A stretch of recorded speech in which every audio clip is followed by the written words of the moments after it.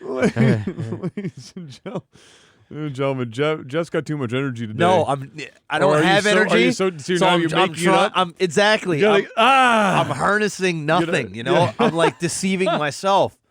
Sometimes, that's the most entertaining times is when you're so tired that you just have to come up with your own energy. Hell yeah. Sometimes that's the case. Ladies and gentlemen. Got coffee here, though. It's a hot chocolate. I got hot chocolate here, though. Ooh, I'm actually feeling this. Yeah. Delicious. Tasty, though. Delicious. Ladies and gentlemen. That's one thing Tim Hortons hasn't really fucked up. It's hot chocolate. It's hard to fuck up a hot chocolate. They manage to every now and then. You get towards the end of the packet. Yeah. And it's just water. Yeah. And then, It's rare. I would say like 1 out of 10. You get it. I'm getting that. And you bet your ass. I turn right the fuck around. Oh, letting them know. And I get a new hot chocolate. You goddamn right. Ladies and gentlemen, it's another Technical Alpha podcast. Welcome. It is Thursday, February the 13th, 2020. Jeez, it's the 13th? It is. Valentine's Day is tomorrow. Valentine's Day is tomorrow, and it is going to be stone fucking cold. I ain't doing fuck all. You know what I'm doing? I'm giving the wife the tip, and that's the show. No flowers, no chocolates, no nothing. There might not even be foreplay. Just the tip. But -10 is the high tomorrow. Damn, that's cold. That's without wind chill. -10 is the high. Ha! The low without wind chill, -20. No. -20 with wind? I don't even know. Nah. And in fact, I don't want to know what the number's going to be. I ain't going outside. It's going to be cold 99. I ain't going outside. So, God knows what's going to happen tomorrow. Em and I were hoping to get out to, at least go for dinner. Nah. Or something. Nothing fancy, but she wanted to maybe see a movie. You know what? It'd be nice if I could, but, kids. The theaters aren't actually, running tomorrow. What? Really? No matter if you're on the website or if you're on the mobile app or anything, they're not showing times for movies tomorrow, period. That doesn't make any sense because Valentine's Day is like a shit, movie day. Which is very strange to me. But, so, I thought at first it was the app, so I went to the website. Did you call them? That's got to be something fucked somewhere. Yeah, there's got to be something fucked on the mainframe. Yeah, it's a little fucking weird. Yeah, the thing that the theater wouldn't be open on Valentine's Day is very strange. Nah. So anyway, it's gonna be cold as shit tomorrow. We'll see what tomorrow brings. We might just be fuck it. We'll wait. Yeah, wait a day or two. Day. Yeah, just go on another day. Yes. But anyway, how was your week, Mr. Black? I'm coming down, or actually, I feel like I'm coming past the cold now. You're on the up and up. I'm on the up. It hasn't even been a long. It's been 2 days. First day was like, oh, I feel a tickle. Something's coming. Second day, it's like, woke up. Salty throat. Did you get on that cold effects hype, though? I didn't get on the cold effects. I had no cold effects here. Oh, no. I got on that nasal spray, but that's about it. I need to get on that cold effects. And then I woke up today expecting it to be worse, and it's gotten better. My throat's completely fine. Now it's just my nose that's stuffy, and it's not as bad as it was. Well, it's off and on. It's like my nose is about the same as it was yesterday, but my throat, perfect. So it's some weak shit is what you're telling me. It's a weak-ass motherfucking cold. Didn't come at you full force. Nope. I don't want to jinx it. No. Fucking. It's the calm before the storm. It's giving you a false sense of security. It's coming for your ass. The only shitty thing is I can't, I don't want to pick up my son or do any, give him kisses or anything because, when your child's sick, it's that's just nightmare fuel. It's literal nightmare fuel. Everybody's miserable. Child's miserable. Mom's miserable. Dad's miserable. Everyone's is unhappy. Is salty, sick, and miserable. That's the best way to put it. That's why when I have children, I will literally do anything that I can to not have to have my kid in daycare because that shit is a petri dish. Oh, hell no. You know what my wife said? I hope she's not listening right now. I hope she's not listening. But she goes, "Hey, Jeff, I'm thinking that we should, put Kai into a preschool thing. Preschool? Like a once a week. How many preschools can we get now? Because I feel like we're at 2. I have no idea, but basically we should put him into something so that he can play with other kids and get ready for school. I'm like, no, actually. No, for 2 reasons. Number 1, that shit costs money every week, and you ain't a stay-at-home mom for me to spend money for somebody to come hang out with my son. And number 2 is I don't want to deal with any of the disease shit that comes No. through No. because we're going to be going through when he hits school. Look, Jeff. I don't want to do it at the pre or preschool. All right. Look. A bunch of racist white people once said that AIDS came from black people fucking monkeys. Yeah. That ain't it. You know It where ain't AIDS it. came from? Daycare. It's true. That is the genesis of AIDS. Yes. Daycare. Daycare it is. Don't put them in daycare. No, it's not happening. It's not happening. There's a 0% chance. It's like, Kayla, you're not letting go back to work until he's in school. Then you can go to work. There is no daycare. We're going to skip all that. All that is skip skip all that. as much of that as humanly possible. Yep. Hell no. Stick to mom comes over once in a while and helps. Yeah. Done. That's it. But you know what? Kai's got the cool thing is a lot of our friends, especially Kayla's friends, they all had babies around the same time. So most of like Kayla's friends' babies are 1-2 years old. So they come over the house like every week anyway, have like mom dates and then playing together. So he's gonna get that interaction and hanging out with kids and shit like that. But it's a big note for preschool or some once a week school. It's a no. If it's actually a preschool, I'm like, It makes okay. a little bit more I'm okay sense. with that if it's like once a week because it's less about it's partially about the interaction and it's partially about getting them used to being on a schedule where they have to be paying attention to something specific for a length of time and not just doing whatever the fuck they want at home all day. So like there's some credit, there's some merit to it, but I mean, like I said before, when I asked how many preschools were on now, A lot. Because it used to just be school, Then preschool. then it became preschool. Then there's like preschool. Now there's preschool. Yeah. Pretty soon there'll be a triple P school. Are we going? Yeah, I mean, there's no point in calling it PPP school. Just say triple No. P school. Just sounds better. It comes off the tongue. P-cubed. There you go. That's it. Anyway, my week. That's been it. Yeah. What I'll say. Went and looked at more rental properties. Put in an offer last night. Turns out 4 other people put over asking. So, I'm out of the race. People were just once again buying stuff at crazy. And that was pretty much that. And other than that, it's just another week. More I heard physio. you were trying out a new character. Oh, yeah. Well, yeah. His name's Holy Fuck. So you're trying out a racist Asian character. He is half Chinese, half Okay. Japanese. Wow. And he moved to Korea to become a StarCraft pro, and it didn't work out for him because the game's dead. So he moved to Los Santos. And he looks like a pro gamer too. He's got like the little fucking little sweatsuit, like the little. Oh my It's god. pretty good. It's pretty good. He's not full gamer until he's wearing like a 100 Thieves sweater There you go. with some chinos and a pair of Adidas Superstars. Now you're Now no, but then you're a successful one. You know what I mean? you know how to put yourself together, but Yeah. also play video games. Exactly. You can brand and play games. This guy, there's no branding. He just has to play the game. He just plays. It just didn't work out for him because the game's dead. dead game. Yeah. It's unfortunate. He's made a whopping $3,000 in prize pool money in his career. Enough to buy the train ticket. Exactly. And if that was real life, not even enough to buy the train ticket. My week was just another week. We are now in Shitty Games Done Slow on the final stretch. Woo! I didn't think it was possible, but Alone in the Dark Illumination is worse than Go Die. And Alone in the Dark Illumination might very well be the worst game I've ever played. I don't even know how to describe it. All I can tell you is that they're charging $22 for this game, and they should be put in jail.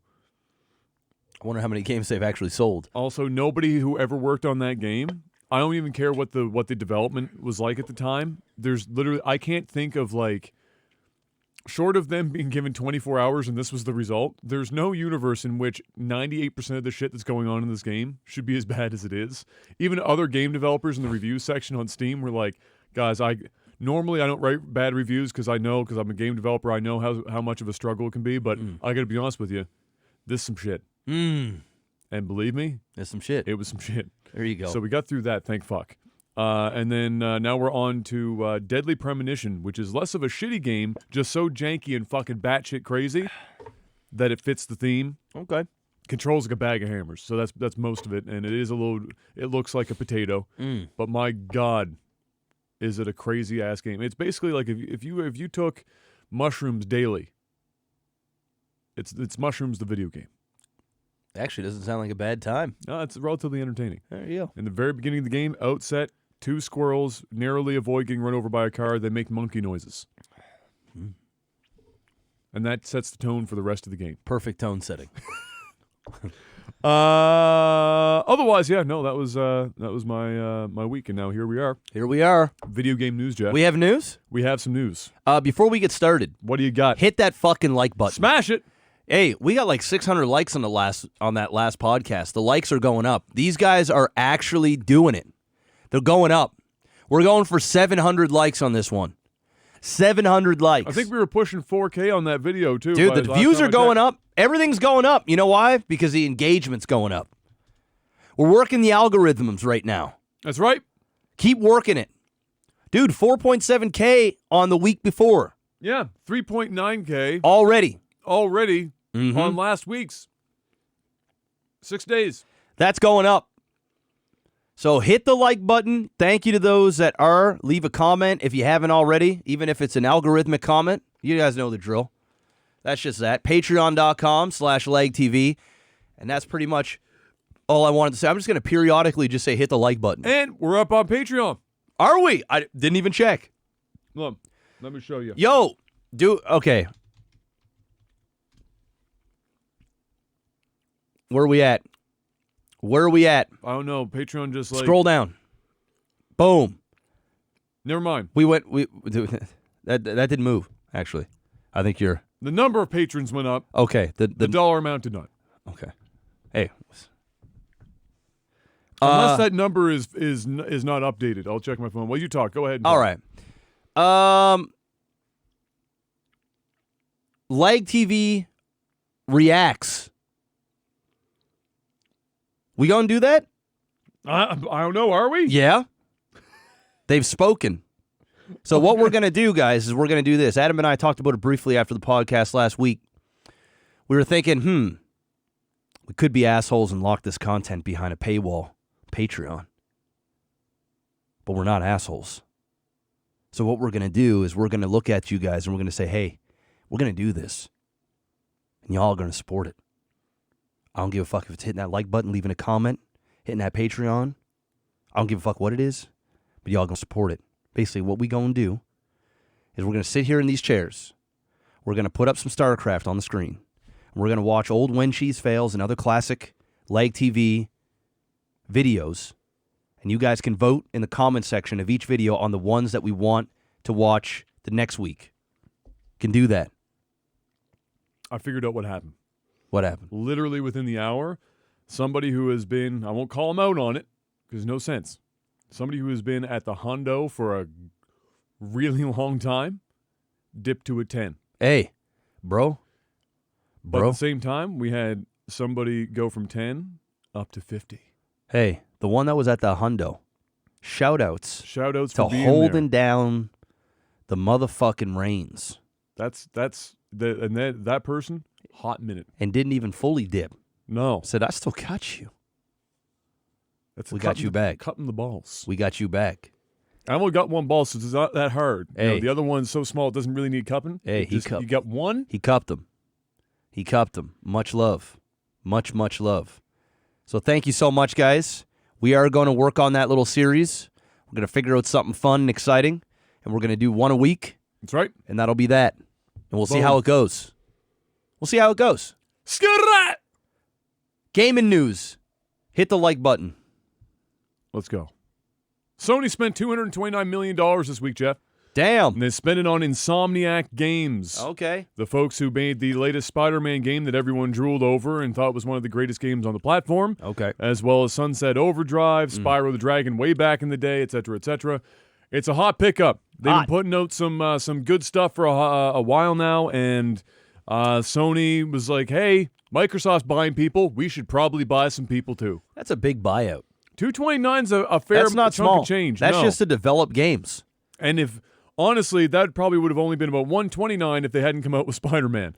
But they showed in this last bit that they have some serious chops, and now Sony's paying for it, and now they're a first-party developer for the big S. Hell yeah. There it is. I'm feeling that. So now That's a good pickup. It's a hot pickup for sure. I mean, Microsoft and Sony both have been buying good companies, and good developers. So now it's a matter of what do they do with all that first-party money?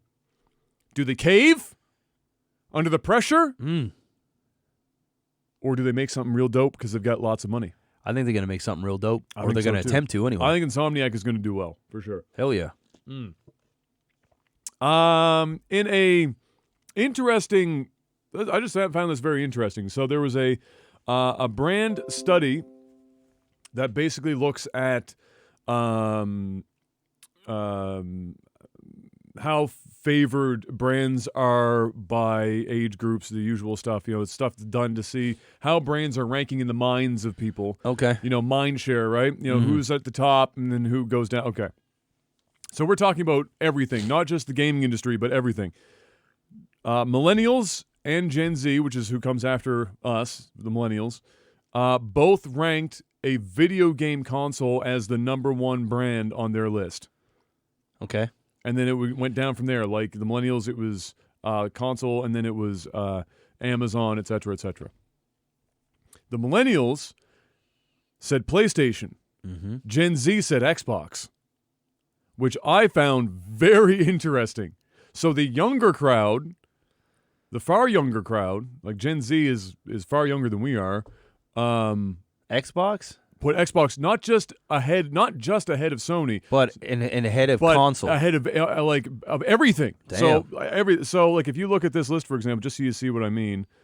Oh no, that's not. I don't have the link. Shit. So basically, it was like for the millennials, it was PlayStation, and then Amazon, and then I think Apple, and then at number 9 was Xbox. Yeah. So they were specific. They weren't saying like Microsoft would have been a separate brand name that they could have chosen from versus just saying Xbox. Yeah. So this was specific to the gaming side. So they Gotcha. said Xbox for the Gen Z. Millennials sided with PlayStation PlayStation as theirs, and then it went down from there. So, but it's like the console sales that don't really reflect. I guess maybe for that specific age group.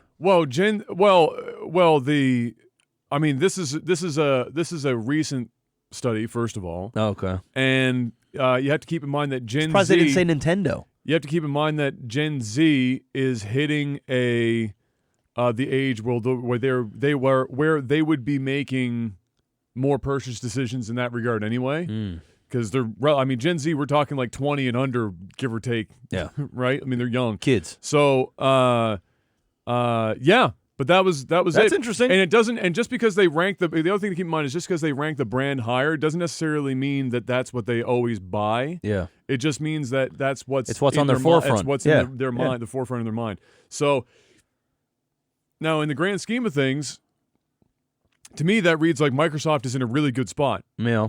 Because they've got the generation coming that will be gaming more than any other generation. Yeah, that's true. That's the younger crowd. Yep.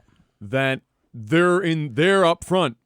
So they're as far as marketing position in terms of their advertising dollars, if they're trying to reach a certain, they seem to be They're doing well. in the wheelhouse. They're doing well. For now. Okay. That can always change, but for now, that's interesting little study. An interesting little study. Interesting little study. I thought it was weird that Amazon was number 2.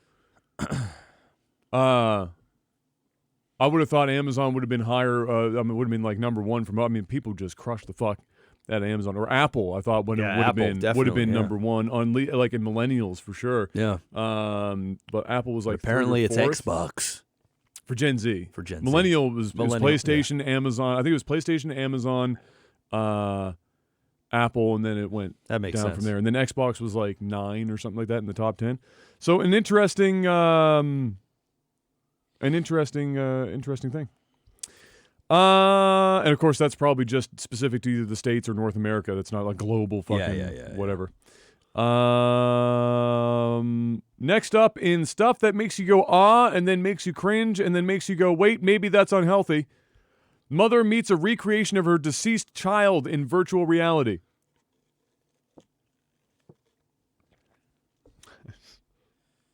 Yikes. And that's exactly what it sounds like. That's exactly how it played out. There's a video here, I think, somewhere. Right here. Oh, boy. Are we going to watch this? We're going to watch this. You ready for this? All right. Because I want to know what your... I have some thoughts about this. I want to see what your thoughts on this are. All right. Let's get the old headphones on here.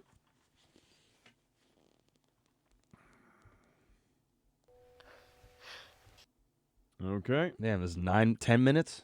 Well, we're not going to watch the whole video. I was going to say. No. Because that is like... 하늘로 올라가는 거야. 우리 나연이 좋아하는 쪼리 신었네. 엄마 무서워? Yeah, So- no. Yeah. Yeah, that's a big nope from me, dog. That's a big nope. What are your thoughts on that as a thing? I mean,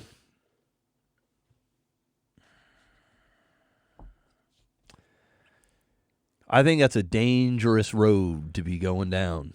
I think that's I understand Yes. why a mother or a father would want to experience that, Yes.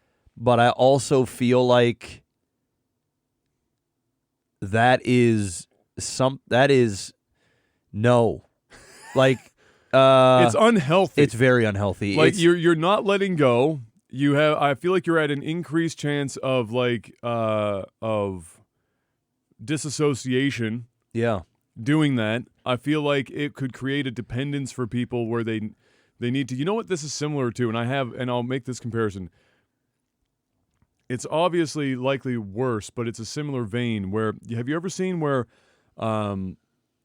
it's, let's say somebody dies in the family, whether it's a husband or maybe it's a grandparent or whatever, and then they make a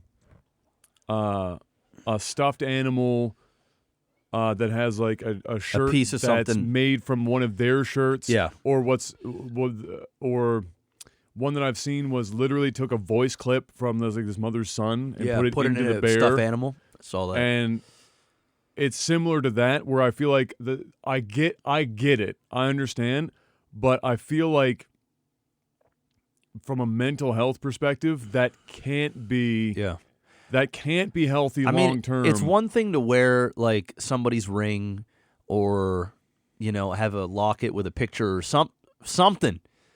But that is on another level of like you're as a human being, you're just not supposed to be. You should not like. I feel like it's non-human,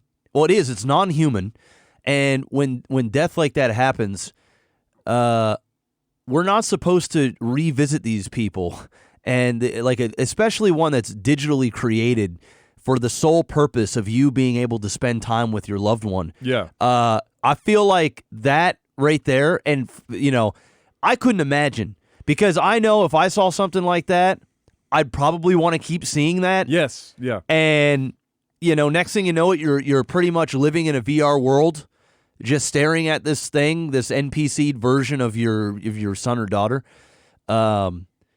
Like people, there could be the argument that like some people go, hey, it's therapeutic, it's actually helping them. But then, from me, because I haven't, thank God, I'd never gone through that, but I can't imagine that trauma at that level, it would be helpful at its core. I feel like it would, that initial rush and the excitement and the holy shit would be amazing. But then once you put down that headset and that you could go there and see that person instead of just looking at a picture, but now this thing is physically like talking to you digitally, and you can like reach out and touch it. Well, the awkward thing for her is that she's not likely, unless they have tactile gloves or whatever, where it gives her like force feedback to some weird. It's never going to feel the same as touching somebody. Yeah. But like that was the most awkward part for me. Wasn't that she was sitting there having a conversation with her deceased daughter? It was her immediate response to reach out and I want to touch. Yeah. Which tells you up here is not just working on processing the loss of the daughter, but Well, you see your son or daughter, presently you're just like, trying yeah, come here, and you're like, oh shit, I actually can't touch. And that shit's that like so. Like, how much crazier would it be if they could mimic her voice? Like, I don't even know if that's her real sounding voice, or they like could. I mean, the technology is there to make that happen. That's fucked. I'm sorry, man. Like, it's a heartwarming and heart wrenching thing to watch. Yeah. But man, no. I feel like people shouldn't even be creating that stuff. You're walking a super fine line between it. There's a chance this helps somebody with closure, but I feel like there is a far greater risk of it going too far, bad, and then going bad, and then and having the opposite effect. I feel like it's possible, but like the minute chance of that versus what it would likely do. And I mean, this is with this version of this technology. We go out 20 years from now, and there are companies that are basically going out of their way to recreate AI of deceased loved ones for you to go back if it was a sudden death or whatever, and be able to try and help get closure or go back and see them. And then people are going to be like, there's a nah. I'm not a big slippery slope fan. Nah. But this seems to me like if there was going to be an argument for a slippery slope, this is a pretty big fucking slope, and it's got a hell of a lot of fucking slip to it. It was hard to watch. I hope that it worked out for her and that it helped her. Yeah, I mean, hey. But it does not sit well with me, much for the same reason that the whole putting a voice inside of a teddy bear doesn't sit well with me. This is on another level. This is the next. But it's like the next. This level is the of next. That, you know? You're just recreating. You're mimicking your deceased child. That's weird, man. And not only that, you got people that are like videotaping it and shit. Like, there's nothing intimate about that. Like, it seems like a big publicity stunt. It seems like they're using her emotions to create this thing that they're probably going to try and sell. And there's going to be millions of people that are going to see it and go, "Oh my God, I would love to be able to do what this woman has done and spend a bit of time, even if it's virtually, with my loved one." It could be a husband, a wife, it could be anything. Few people are likely going to turn that down in those instances. Like, if you, especially depending on how close you were to the incident happening. Yeah. But man, I feel like the risk of that is fucking huge. Yeah, it's not something it's not something that I'd endorse. That's just fucking as weird. Eon said as of the documentary, she said that it did help her move on, which I guess is good. But I swear to God, that is, I don't know. I mean, it's the type of thing that psychologists and psychiatrists will talk about. Yeah, they'll have thoughts about this, and I would be shocked if they were positive. Yeah, I mean, would be shocked. It's the same crazy shit that, like, the weird, scammy paranormal people that are the ones that they can say they can talk to the dead. Long Island medium. Let me people. Bring in my 48-inch nails and my 16-foot tall hair. That's just it. Put my 80-year-old recorder on the table and go, "Now, sweetie. Yeah. Did the name start with an F? Did he have a watch? Yes, he did have a watch, and it's... Did it tell time? It was a Seamaster. S watch. Huh? Yeah. It's like on a whole another level. Yeah. I feel like that wouldn't help me out in the least bit. I'm just going to keep it real. And I feel like that isn't a one-time thing. I feel like you have that available at your house. Yes. And I feel like anytime I'm feeling down, anytime I just want to feel comfort, I'm losing myself in this fucking virtual world where I can spend it with my dead loved ones. Yes. That's a big nope from me, dog. That's actually a bit of you're touching on like the extreme end of the discussion about VR in general, is people's ability to go into VR and disassociate with actual reality. I mean, you do it with your dead family. But then how much crazier is that? With the dead family. You had that in there, bro? That's another level of psychological warfare. Yeah. No, thank you. I ain't trying to watch Game of Thrones. I'm trying to hang out with my dead loved ones. No. That's a nope. No. That's a big time no for I went me. I went to my grandmother's wake. I said my goodbyes. She looked real good. She got turned into a bunch of ashes. And that That's it. You know, there'll be a burial place that you can visit. You know, you have photos, you have memories, you have dreams. That's it. A VR headset at home, hanging out. That just seems, I don't want to speak for everybody, but for me, that's a no from me, dog. Yeah. Because I feel like that just reopens shit on the regular. You don't even have time to move on. Because you're not really processing. You're just like delaying the inevitable. Yeah, no. I don't know. Yeah. I hope that never becomes a full-blown thing, which it will. Yikes. In a totally different tone. Hit that like button. The like button. Apparently, Disney vetoed Nintendo's wanting Sora, the lead character from Kingdom Hearts, to be in Smash Ultimate, which is not wild, I guess. But the thing I had in here is that people often mistake that that the franchise is actually owned by Disney, and they simply hired out Square Enix to make the games. Oh, so the characters they just own. Disney owns all that shit. So if Disney doesn't want it to happen, it don't happen. It's just not going to happen. So there you go. That was. Are people really still looking for Smash Brother Ultimate characters? Especially one with a sword? Stop. I mean, my God, how many sword characters can we have now? Just stop. Sisqo, Jeff, hit me up with some Sisqo.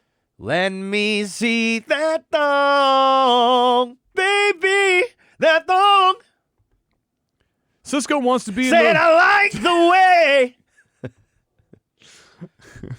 Wants to be in the wonderful 101 remaster. We talked about it last week. That's the one that got kickstarted in like 45 minutes. Yeah. Apparently, he really, really, really, really liked the Wii U version, the original version. This is the remaster of. And is a big fan of Platinum games in general. Went on as his alias, which he's had forever and ever and ever. And people had to go back and figure this out, that he's had this alias for his gaming profiles forever. And was talking on Kickstarter saying that Sisqo, he was hoping, can I be in this game, or can I be part of this game? He just wants to be part of the game, because there are lots of Kickstarters that have like a tier that says, you pay $3,500 and all of a sudden you can create a character. Sisqo said, hey, I got some royalty checks. I'm willing to spend 10 G's to get in this game. I want to be in this game.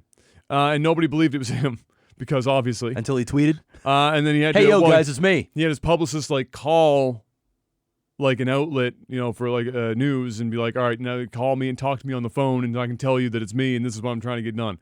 So Sisqo just wants to be in a game, bro. Okay. I don't know what the fuck Sisqo's been doing for a while. Is he touring? No, probably. You sure? Maybe. Probably. Somewhere. He's got to be making money somehow. But get him in that game. I want to see Sisqo in a video game. You know what Sisqo's like? There's like guys like Sisqo. What other type of like Ja Rule, fucking New Kids on the Block, there's certain groups and artists that were like so big, and then they just completely fell off because their music just didn't stand the test of time, or for whatever reason, and now they can what they do is they just go around to smaller cities, doing shows at casinos and different things, making a few $1,000s a show. Yep. Their career is basically like a streamer that has been in the game for a long time, and all you're doing is just keeping the show going. Yeah, because it's all you know, and it pays you enough. Yep. People know who you are. Yep. And you're just going to keep doing it until it's no longer doing it. That's me right now. You and I both. That's where we are at currently. That's just it. I'm Sisqo. Well, at least you're black. I am. Roughly the same shade. Pretty much. I'd wager similar talent too. Singing talent. No, he's a better singer. Not far off. Not far off. Not far off. Not far off. The real question is, can you get away not just with frosted tips, but completely blonde hair? Now, no. Maybe 10 years ago, I could have pulled it off. Maybe 10 years ago? Not now. Yeah. Not now. Ubisoft announces this is a cool little thing and something that makes perfect sense. They announced a VR escape room based in Prince of Persia. It's called Prince of Persia: The Dagger of Time. It looks to debut in 300 physical locations, so kind of like an arcade experience. Okay. With 2 to 4 players in VR, and you're stuck in just like a regular escape room, except obviously now you can do it within a virtual world, which means they can do crazier shit. And the Dagger of Time actually controls time, so it's an escape room that also involves time manipulation, and you're trying to get out of the room. Sounds cool. I think that makes perfect sense for VR. Yeah. I think that makes great sense. Makes a whole lot more sense than seeing a dead loved one. A lot less mentally taxing Yes. and damaging. Yes. More of that, please. More of this. Yeah, that sounded like a cool idea. I would like to have that kind of stuff. Maybe some indie developers. They do that with some puzzle adventure games where they're basically centered around. I actually think there's a series called The Room where there's like 3 of them or maybe 4 of them now, where it's literally a room with a singular puzzle in it, and you're just solving this one thing, and it's this. You pay like your $5-10. You get this. Few hours of whatever, and then that's the show. And I think that would, for VR, for like an indie studio to work on an escape room scenarios and just sell them for like $5. Yeah, smart. It's smart. I think that makes great sense. A digital escape room. Yeah, because think of all the crazy shit you can do digitally to do an escape room that you can't do in reality. Yeah. I think that's pretty neat. In a like similar it. vein as like doing puzzle adventures like Myst in VR. How cool would it be if you could have your friends and shit? Like you're all sort of in a room. Exactly. And you're over there. I'm here. We both got headsets on. I can talk to you. I'm I an can anime see waifu. You. I can see you in game. You can see me in game. You're Gumby. We're just talking to each other like we are now. Exactly. And we're solving puzzles. 100%. That'd be cool. I'd fucks with that. I would fucks with that. I would fucks 100%. with that. Activision Blizzard is pulling all of their games off of the NVIDIA GeForce Now service. So this is a service that literally just launched a week ago with the idea that originally they were launching this so that if you already owned the game and it was installed on your computer, you could use the GeForce Now service to cloud stream it to devices as you would normally. Like with these other. I'm gonna keep it real. I didn't even know that existed. Well, because it wasn't being pushed super hard. It's not like it was a Stadia or something like that, but it was about like the NVIDIA Shield, for example. It's like NVIDIA's handheld thing that like you can stream PC games. Yes, I knew that. Yeah. Okay, so it's like an extension of that. The only catch is that NVIDIA just needed the publisher to give the okay, and then they would take care of the rest. The publisher still gets all the money because the end user still needs to buy the game. The game is not being bought through NVIDIA like it would be through Google Stadia. It's literally just using NVIDIA's service to push the game to the end user. And Blizzard said, nah. And Blizzard said, nope. But they're not the only one, Jeb. Oh. And unfortunately, all of these guys were part of the program during the beta. They only left after the beta was ended and it actually launched. So NVIDIA was sitting here like, oh, everything is going well, everything is fine, and they're all gone. It's all gone. So not only do we have Blizzard leaving, but we also have, where's the list I have Capcom. here? Capcom, EA, Konami, Remedy, Rockstar, and Square Enix. And that whole thing is done. GeForce Now is GeForce not now, not ever. It's dead. It's gone, and it's gone. GeForce gone. Dead Force. Dead Force. There it is. Geesh, NVIDIA's taking a beating. Well, I don't think it's going to hurt their back pocket really, but it's unfortunate because they literally just launched the fucking service, and now they've already lost. And it's gone. All of those publishers. Dead on arrival. So literally. Yeah, that was highly unfortunate for them. Something must have happened behind the scenes, bro. I mean, something's going to be going on. Be something. The only thing I can think of is that maybe they caught wind that NVIDIA was using this as a foot in the door to eventually actually properly develop their own game streaming service to go up against something like a Stadia or whatever the fuck, and actually start selling things through a storefront. Because if you look at their GeForce Experience panel now, they keep expanding that motherfucker. It's more and more intrusive. It's looking more and more like a fucking launcher. Like it looks like they're fielding the idea. I definitely can sense they're fielding the idea. They're fielding it. If that got out and the publishers are talking amongst each other, they're sitting at the table drinking their $6 billion fucking drinks, looking at each other like, hey. It ain't in the field anymore, I'll tell you that. You hear that? That's a note from Dead us. Force. Yeah. Whatever you're thinking, unthunk it. and NVIDIA Dead Force. Next up, Hit that like button. we got another. Yeah, smash that fucking like button. Unless you have already, because then you're going to unlike it, and don't do that. We got another thing to watch, Jeff. Little trailer. Okay. This is coming from a little indie dev. Okay. It's called 30XX. Okay. It's a combination of Mega Man and roguelikes, where it's randomized, generated levels. So you get the Mega Man formula with roguelike to make sure that you're always getting something fresh and I like tasty Mega Man. every time you get in. I like Mega Man. Lots of people do.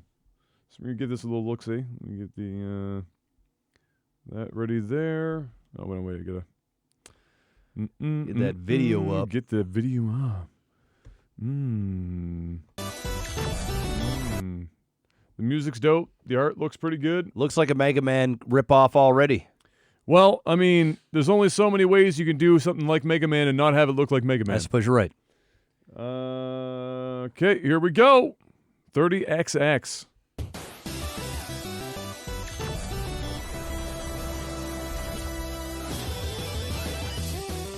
Twitter quality is so high, Jeff. Excellent quality. But the art looks good. That's some pretty dope music. Looks like it controls nice and tight. Rogue action, always fresh gameplay. Is this actual Mega Man? It's pretty damn close. Oh, there we go. Co-op online or local. The local co-op is dope. You don't get a lot of local co-op anymore. Jump, shoot, forever. Look at that. 30X coming in the year 30XXX. Not gonna lie, it looks like Mega Man. It looks like Mega Man. Looks like Mega Man. It's a dope song, though. I like the music. Music's pretty dope. So there you go. Yeah, it's roguelike. You can see that the kind of like randomly generated environments and whatnot. It looks good. It looks like Mega Man. The thing is, Mega Man's kind of been dog shit for a really long time. Somebody's gonna sue. That's how much it looks like Mega Man. No. I'm not gonna lie. Capcom ain't suing shit. Mega Man hasn't been good in a hot fucking minute, bro. Like they basically Mighty Number 9 was like the That the motherfucker OG. even's got the cannon. Like it's straight Well, up. there are lots of games that have done that. And then the exact red thing. dude looked like the other guy from Mega Man. Yes, it's very true. Zero. or whatever his name is. Dude, that shit looked like it was flat out. If somebody told me, Yeah, bro, that's Mega Man, I'd say okay, I'd say, damn, okay, that looks like a good Mega Man. and then I'd stop and go, wait a minute. If it looks like good Mega Man, It can't be Mega it Man. can't possibly be Mega Man because Mega Man's been bad for a long time. Oh shit. Yeah, so there you go. So that's there was a 20XX with the same character, and it was a roguelike as well. Oh, there you go. There you have it. So this is just another 30XX. It's 30XX this time. All right. Looks good. That looks good. I'm all for the indie I stuff. like that stuff. Next up, for whatever bold, why do I have bold? Well, it is probably bold. For whatever bold reason, EA and Bioware are trying to hard reboot Anthem. Just like Square Enix did with Final Fantasy XIV and Hello Games with No Man's Sky. Jeff, what do you think the odds are that EA and Bioware are going to be able to pull off a Final Fantasy XIV or No Man's Sky revival with Anthem? 0. Like the character from Mega Man? Yes, there is actual 0% chance. Negative. They're gonna hemorrhage money. Let it die. Let it die. The game is dead. Dead's an understatement, bro. I mean, there were like 30 people playing that. Bro, fucking- you couldn't resurrect this game if you stuck it in a VR Oh, and you brought it back to life. oh, that was good. Thank you. That was fucking good. I like that. I'm on. I like that callback. Hit that like button. That's worth patreon.com/LikeTV. Oh, all the Bioware developers should be seeing that Korean studio so that they can see a copy of Anthem hop towards them. Be like, Daddy! That's a meme. And she's That is a reaching out to it. Oh my Oh God! my Somebody, God, bro. Mark! Bro. Mark! That's going viral. That's it. That's what we viral. need. That's what we need for the podcast. That's We need a viral video. That's it. We need a fucking viral video. That's it. Just bring Anthem to life. It's even in a fucking green screen. Just bring it back to make us viral. That's definitely possible. So yeah, that that was look, okay. Final Fantasy XIV's revival, there's an entire documentary on that shit.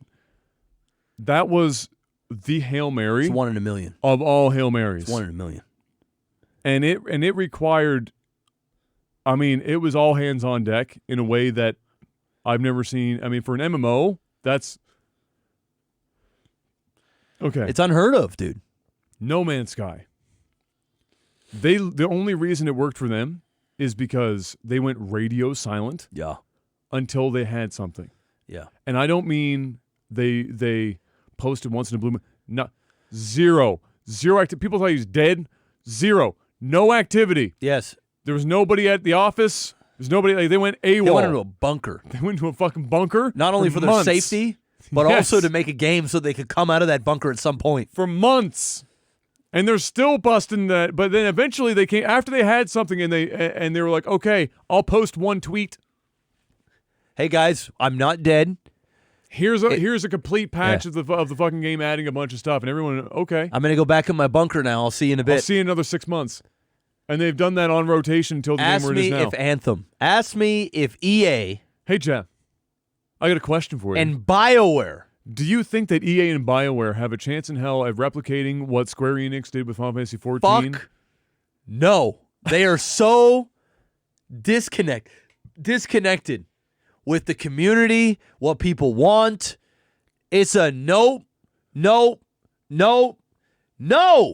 Anthem's dead.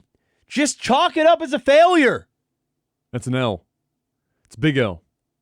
Eltham. Bro, I'm telling you right now, if Anthem manages to come back and it's a big thing, I don't even know. The chat will tell me what I have to do because it's a no from me, dog. I mean, like anything, I'm pulling for you. I'm not pulling for it at all. Like, we'll if it turns out great, awesome. Do I think it will? No. You know what this is like? This is like when you have your child, okay? And the child really, really, really wants to play a sport. And they just don't have an athletic bone in their body. And you go to tryouts because they begged you to take them to tryouts. And you know what the outcome of the trial is going to be. Somebody's going to pass them the basketball. It's going to hit their chest before they close their hands. And they're going to cry. And they're going to cry because they're bad. And they're not going to make the team. You know it, but you're going through the motions anyway and staying positive. That's this. That's Anthem. Bro, if Anthem comes back and it becomes a big success, I will quite literally retire this hat I'm wearing and get a new one. I love this hat. Wow. I love this hat. That's a bold move. I will retire this hat. Wow. I will put it to rest. I'll bury it in my You're going to replace it with backyard. an Anthem hat? Yes. Oh. Yes. I'll wear an Anthem hat for 3 months on the podcast. Okay. All right. Okay. Every week, I'll wear an Anthem hat. If they pull it off? If they pull it off. Okay. And I'll retire this fucking hat. 3 months of Anthem hat. All right. Well, good news. You're not going to have to do that. I know. That's why I'm making the bet. That's why I'm making the bet. Oh, when I saw that on my timeline, I just stopped and stared at it, and I was like, that can't be serious. That's not possible. That's not possible. Because unless they're going to leave behind basically everything that they wanted to do in the original game, understanding that almost nothing that they produced was worth putting into a video game because everything was so hell-bent on making money in the worst way possible, and it produced a game that was just garbage. Yep. It's bad. Unless they do that and avoid it. I actually just think it's been so tarnished. And provide it for free. Which, how are you gonna make money? No Man's Sky still has not asked for any more for money. another $1 after almost 3 years of updates. And not small. That's impressive. Massive updates. I mean, they're making their money on game sales because they actually made a good game. Like 15 people. We'll see. We'll see. We will see. Ex-Bioware lead, speaking of EA and Bioware, ex-Bioware lead writer who was the guy who wrote the Mass Effect books. I have drainage in my nose. It's driving me crazy. Says that it simply got to the point where nobody could do what they loved anymore and people lost their passion. He was discussing what the environment of BioWare was like before people started leaving, and was discussing basically how the company becoming so corporate completely dismantled BioWare's ability to make anything particularly good. Because the way he described it for himself, it was like I went from my dream job to my job just being Your nightmare fuel. a job. Yeah. It was a paycheck, and no creative anything. Listen, when you're creating art, you need to feel it. You need to be in a creative mindset, Yes. and you gotta have that thing. Yes, If you don't got, and it's just dull, you're gonna feel it. and I mean, I believe him because this is a guy who has produced and helped produce the stories for some of the best stories in games. Period. And now that company is producing some of the worst shit Yep. imaginable. Yep. So what he also put in this post, and this was just on his own little blog or whatever, it was, or just on a, it wasn't like he went to, IGN or Kotaku or something. But he said thankfully he was very lucky. One of the founders of the company he's working for now, it's called Archetype Entertainment. It's founded by James Olin, who was the man behind, and this is no joke, Baldur's Gate, Knights of the Old Republic, and Dragon Age. It's a big dick swing. So it's his studio that he started up, and then this guy is now the lead writer for that studio, and they are under the Wizards of the Coast umbrellas, the Magic the Gathering guys. And they are currently just starting the beginning of their first project. And he's super fucking jacked and said he hasn't felt like this in a long time, and he feels he can actually write. Is, hey, as somebody who has written music, hey, you do some artsy stuff, like you were just saying, if you're an art, you have to have it's a mindset, something to drive have some creative juices, or the stuff you put out is trashy. Yep. And so hopefully, whatever that is, I'm excited because if he's got the one of the OGs and him as a lead writer, then there might be something fun that comes out of that. And they're underneath Wizards of the Coast, which is interesting. That company is kind of expanding their horizons as well here recently. I guess realizing that, Magic the Gathering isn't going to carry them off into the sunset forever and ever. So we'll wait and see what they what comes probably, out. hey, that'll be their Sisqo. You know what I'm saying? I'll be their Sisqo. There you go. Get me in. Da-dong, da-dong, da-dong. The only known Nintendo PlayStation is up for auction right now. This is the one and only known prototype that was produced. That was the original before Sony and Nintendo split, and it became the Super Nintendo, or the Super Famicom, and the Sony PlayStation. It is currently up for auction. And right now, the current bid... $50,000. That's up $2,000 since I drove from my house to here. It's $500 increments, and there is a relatively lofty buyer's percentage or seller's percentage on top of that. Buyer's premium, sorry. So it's actually $60,000 with the buyer's premium currently. And it's on, I think, for the next week. That thing looks like dog shit too. Oh no, the next minimum bid is $52,500. Yeah, so it's going up. So it's up now in $2,500 increments. Still 21 days left. So if you guys want to go ahead and buy the only known PlayStation Super NES CD-ROM prototype, then you can, from Sony and Nintendo Company in 1992, go ahead, put in that bid of the low price of $63,000. I mean, it's the only one. Somebody who's really into gaming. This should be in a museum, first of all. It should straight up be in a museum. I don't know why it isn't, and hopefully whoever buys it eventually puts it. Yeah, because of money. But man, that should be in a The only real gaming museums are the ones in people's basements. pretty much. There is an actual There is video an game actual museum. video. Yeah. But And this should be in it, but it's not. it's not going to be. I'm pretty sure that museum gets like stuff donated to them and shit. It does. I For the remember. most part, Yeah, it's I remember donated, seeing. yeah. I remember watching a documentary on it and shit. But there are honestly like some video game collectors that have way more intriguing collections than any museum in the world. Like some people have just the craziest shit ever. This is wild, dude.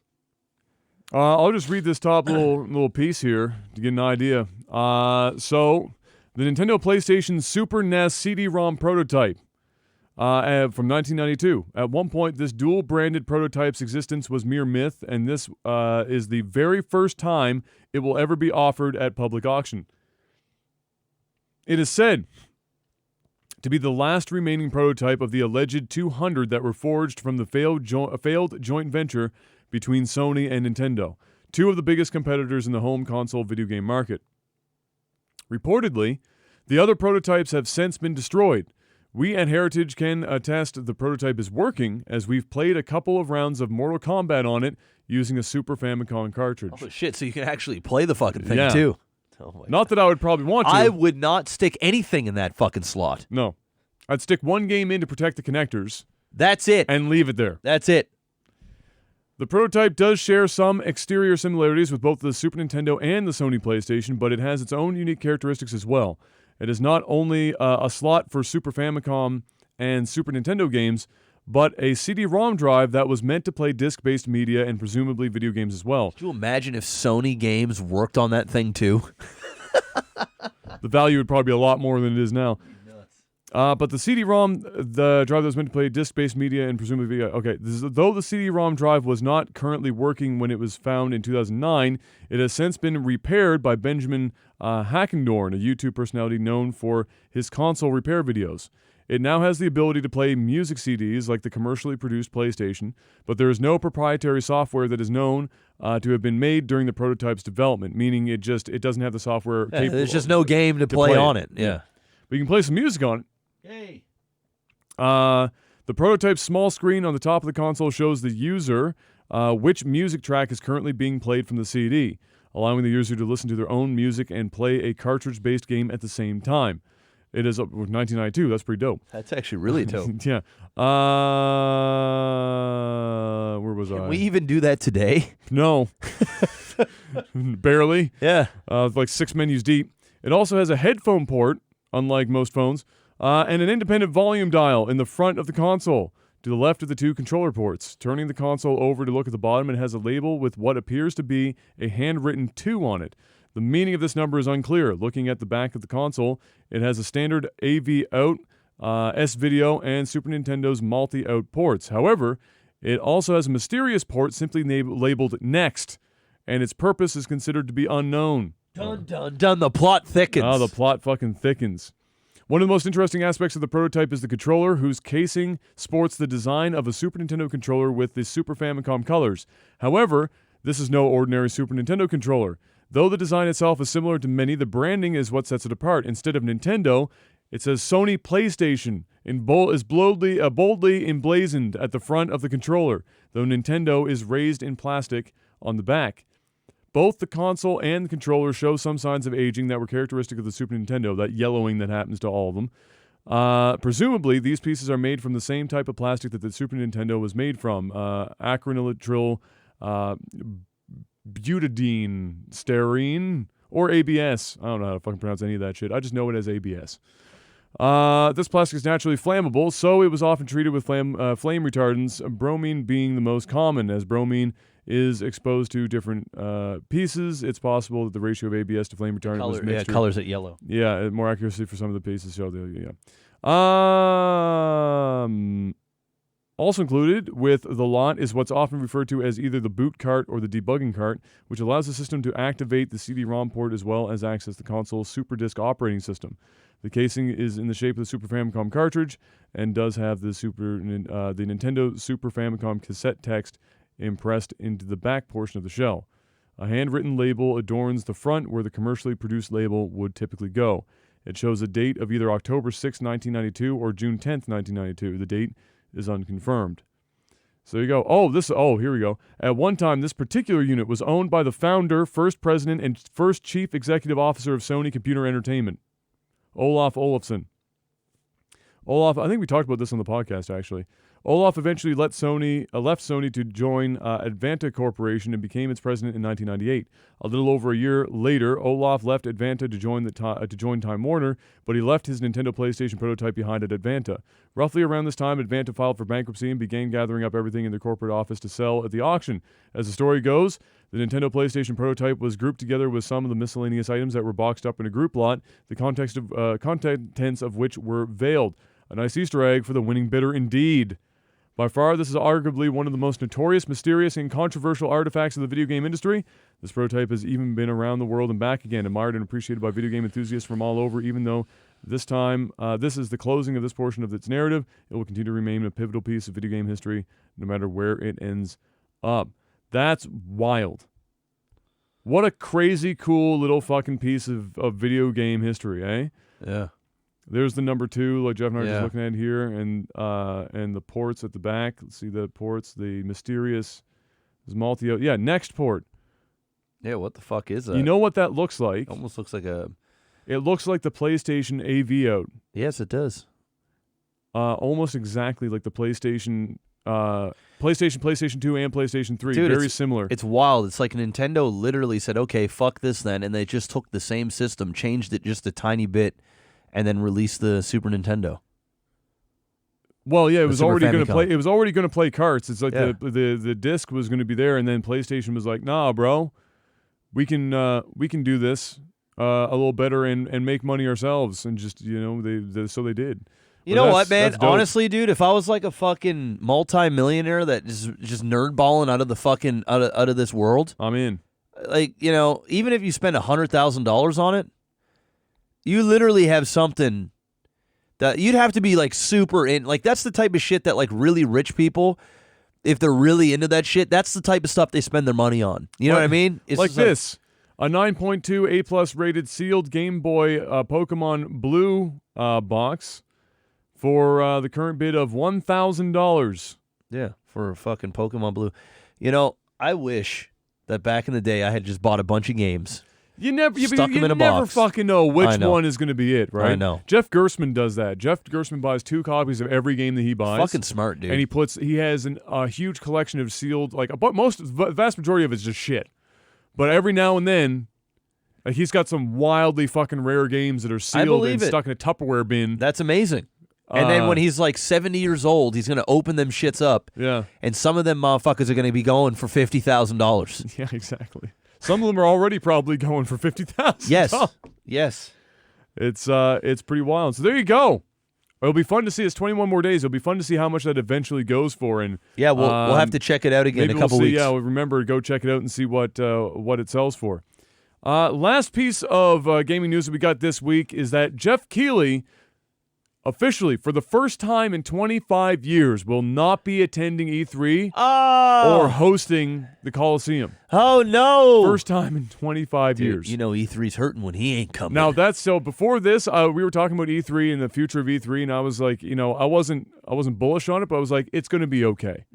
Geoff Keighley's not there. It's probably not going to be okay. He knows some shit. Something's up, bro. If Geoff Keighley's not there, there's more going on back there that he doesn't like. Yes. I mean, he's basically been like the linchpin for 25 years. 25 years, bro. He's just saying, yeah, no, I'm going to leave. That's some Alex Trebek level fucking hosting. Yes. Something fucky's going on. That's like The Undertaker losing a WWE fucking WrestleMania match. Oh, I hate that they did that. I know, but that's what that shit's like. It happened. That tells you where it's at. Uh-oh. So I don't know what that means for E3. Uh-oh. Yeah. Yikes. So there you go. That's gaming news. Jeff's time to sell out. Hit us up. First off, patreon.com/LikeTV. If you guys are enjoying the podcast, make sure to head on over there, show some love. Then we've got 2 sponsors now. First off, we're going to start with NordVPN. you get 70% off using that promo code OTT on your virtual private network. That's right. Up to 6 simultaneous connections. 6! If you want to go and watch Uncut Gems, which I don't believe is on the U.S. Netflix yet, but it's on the Canadian, hey, NordVPN can hook you up. Got you. You want to watch something on Twitter or YouTube that is region locked? Hey, all you need to do, one click of a button, NordVPN's going to change that IP. He's going to mask it, and you're going to be able to have access to it. Also, if you out in public and you don't want to get viruses or be on some sort of public server, hey, jump right on over there. NordVPN. Hey, it's available on your phone, laptop, basically anything with the damn internet connection. That's right. All right, NordVPN. Promo code OTT. That is less than a Grande Cinnamon Dolce Latte a month. On a 3-year term, that means you sign up, you don't have to worry about a VPN for 3 years. And let's keep it real. It's 2020. You're eventually going to need a VPN. Everybody and their dog is going to have a VPN at some point. All right? If you're in China, you already own one. So when you go to re-up, NordVPN. NordVPN.com/OTT. Go there. Hey, Jeff. Yeah. Why are we lit so well right now? Because Elgato's light, that's only one. We still have to get the other one set up. Imagine what 2 can do. The power of 2. The power of 2. Elgato, our newest sponsor here on Technical Alpha. That's Whether right. you need some lighting for, maybe you're a photographer. Maybe you play video games. You want to stream. Maybe you want a nice little lit up setup like this. Maybe you spent $4,000 on a Sony, Canon camera. A7. Yeah, and you an want it. A7 III, and then you spent $2,300 on glass so that your camera that's 14 pixels looks like the sharpest 14 pixels of all time. That's it. You need some lighting. Need some lighting. Guess Here what? it is. And you know what? You can change the lighting here. You can make it white light, yellow light, bright light, dim light. Jeff, what if I want to Dim mount light. something, and I'm not talking about a woman? You can mount that. You just mount it anywhere. Right now, it's mounted on a desk. Multi-mount. Multi-mount.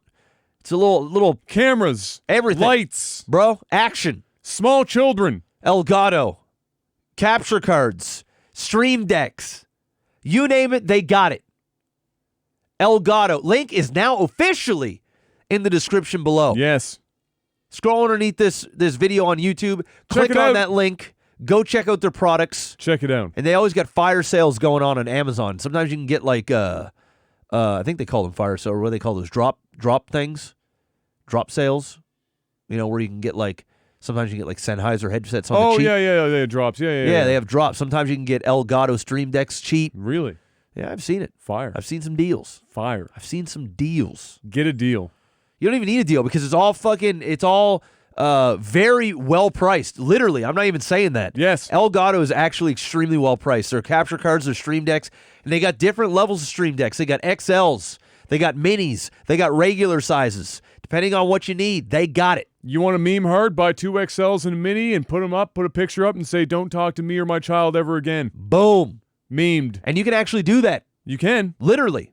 In fact, you could actually play out in GIF form on the 2 XL Elgato Stream Decks. Yes. The "don't talk to my child" part. Link them together. You can basically do anything. Elgato.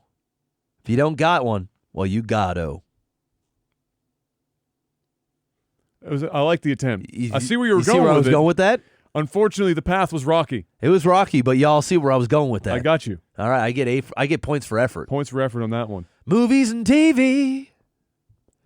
Jeff, Birds of Prey. I'm going to preface this by saying this. Birds of Prey doesn't really look all that bad. It looks like it's an okay movie. The follow-up to that is the budget was like $97 million, and in its opening weekend, it made like It's like 30-something million. 37 point something million dollars. It's not a fail, but it's not what they wanted. It's being labeled as a fail when I can't remember what movie it was compared to. Ford versus Ferrari. Yeah. Almost identical budget. Opening weekend, I think it was $1.5 or $2 million less than Birds of Prey. They heralded that as a huge success. Birds of Prey comes out, same budget, 37. I think they were expecting a $50 to $60 million opening on the movie. What the fuck were they smoking? It was, you know what, dude? 2 things. Number 1, their title was bad. And that's why they have updated the title to Harley Quinn, Birds of Prey. Yeah. And second thing is, nobody asked for it. Yep. They literally hey, Suicide Squad or Yeah, Suicide Squad. Yeah. Yeah, Suicide Squad. Harley Quinn was great. Yep. Let's just make a movie. Yes. Nobody asked for it. Nobody wanted it. Apparently, the movie's not bad. No. Like, apparently, it's good. Like, it's good Yes. action and stuff. Just nobody gives a fuck. Well, I haven't even seen it. A fair amount of people give a fuck. I mean, $37 million is a pretty good opening weekend. For a comic book movie with one of the biggest female actresses in Hollywood? For a comic book movie that was named fucking horribly based on a part of comic book history that not very many people know or would be able to glean any information from the fucking Yeah, title. so I mean, they probably should have... Birds of Prey to anyone? What does that even fucking mean? Does that even sound like a Well, comic it was book Birds of Prey, movie? and then it was like... And then there was like a... Oh, there's a there's massive fucking parentheses afterwards. Yeah. They realized the only reason they made the movie in the first place, and coincidentally the only reason that anyone would go to see this movie, is because Harley Quinn Yes. is the centerpiece of this group. Yes. And so Not only that, bro, if I'm going to be 100% honest, the trailers look like dog shit. They don't The look great. movie didn't look good. no, It just didn't look good.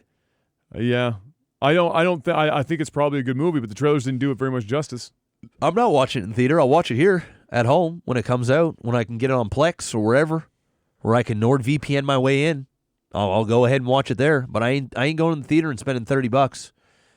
Not on Birds of Prey. It's something, but there you go. I just think that I just think personally that it's maybe a bit of a stretch to call it a failure. It's not a failure, when but you it's... compare it.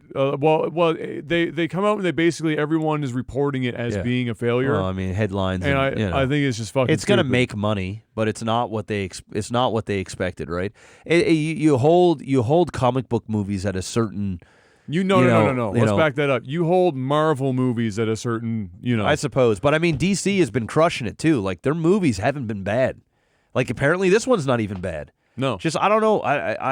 Their marketing is just not as good as Marvel's marketing for their movies. Yeah, not only that, it's just not as connected as Marvel. Everything is it doesn't sell to as many people as Marvel either. Like you can take your kids to go watch The Avengers or Thor Ragnarok or some shit because it's funny, it's got that right feel, it's lighthearted, but it's got the serious tone shit. What do you do with DC movies? You make Joker. It's the dark, edgy fucking It's selling to an older audience that's looking for a much more dark tone and gritty tone, and even the Birds of Prey is kind of trapped up in that, where it's not quite. Yeah. It's not Marvel. Yeah. And then on top of that, it's just not marketed well. Yeah. Now they figured out the marketing. Oh wait, people only care about Harley Quinn. We should probably have that in the title somewhere that isn't parentheses at the fucking back end of it. It's like 4 fucking lines long. Yep. Warner Bros. and HBO team up for the HBO Max streaming production company. Basically, it's a partnership to bolster the HBO Max service and produce original content for the platform. This is a streaming service that is not here yet. It's coming in May. Yay, another streaming platform, Jeff. No. Hey, Jeff, I have a question for you. This is where they, At any point in time, did you ask for another streaming service? No. But you know what they're going to do? They're going to give us another streaming service. You know what they're going to do with that streaming service? They're going to lock up a bunch of content on it. They're going to throw Game of Thrones on there. Yep. And then you're going to have to go and buy that stupid fucking bullshit streaming service. Yep. And then you're going to have to cancel it at the end, but you're too lazy to fucking cancel it, so you're just going to let it go. And anything that Warner Bros. Owns is going to go on there instead of on any other service. So you're just going to be like, well, fuck it. I guess I'll pay for another one. Dude, I shit you not. By 2022, I'm not paying for cable anymore. I'm already almost there. If Kayla gave me the okay, if she said, Jeff, I don't need it anymore. If I was saving any money by not packaging all that shit in, I'd do it. You fucking right, man. I'm paying barely any more for a full fucking service because that's how Nova Scotia shit works. Yeah. Than if I went straight internet. It's crazy. Like if I could save $50 a month without cable. Well, $50 a month is a lot of fucking money, but you're not going to save that much money. Yeah, $40, $30. If I could save $30 a month. Yeah. I would get rid of my cable because I only watch shit on streaming services or apps. 99% of the time. 99.9% of the time. And if there's something on TV I need to watch, I can just download it and watch it. It's true. And the amount, well, the thing is, at this point, It's crazy, with all these dude. streaming services, it's getting to the point where we're basically paying for cable anyway. This is fucking madness, dude. It's, do you want to watch this show? Well, you've got to have this streaming service. Yeah. And so it's going to be like, there's going to be like 6, 7, 8 streaming services. You're paying all between $5 and $20 a month I'm for. probably spending right now $50 a month in streaming services. Yeah. You're basically paying for cable I'm already. paying for cable. You're paying for cable already. They got you. They got me. We're back in the fucking wheel. And HBO's going to get me. We had this short little fucking like Yeah. 6-7 year stint with Netflix that was like sweet heaven. Yeah. It's $15, 10 back in the day. Have everything that we need there. Yeah. You know, some stuff you still need cable for, but it was whatever. And now we're going back to everyone's got to have their own fucking. You can't even fucking watch Star Trek without fucking buying some sort of... CBS now. No, never. CBS never. CBS anything is a no. No.